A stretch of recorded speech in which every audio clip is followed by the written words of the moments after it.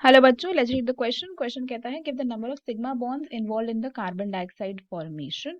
Right, तो सबसे पहले हम यहाँ पे क्या समझने वाले हैं कि कॉन्सेप्ट की बात करने वाले हैं। तो हम कार्बन डाइऑक्साइड की ही बात करेंगे।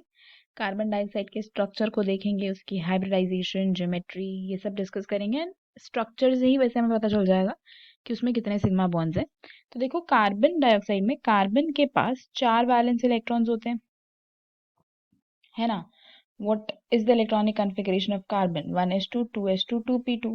तो 4 वैलेंस इलेक्ट्रॉन्स हो गए। और ऑक्सीजन की क्या होती है? 1s2, 2s2, 2p4।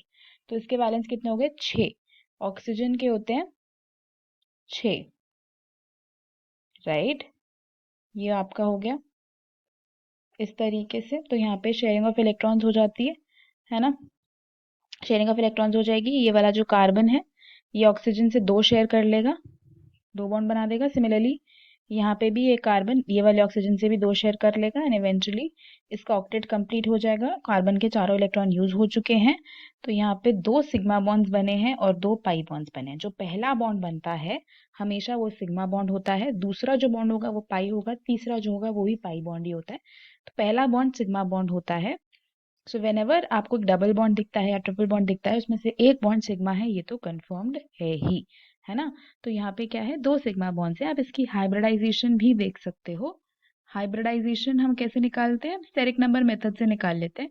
देखो, स्टेरिक नंबर क्या होता है? Steric number is basically the number of sigma bonds plus the number of lone pair जो किसी सेंट्रल एटम पे है, जिसके लिए हम हाइब्रिडाइजेशन निकाल रहे हैं। तो 2 सिग्मा बॉन्ड्स है, लोन पेयर कोई है नहीं।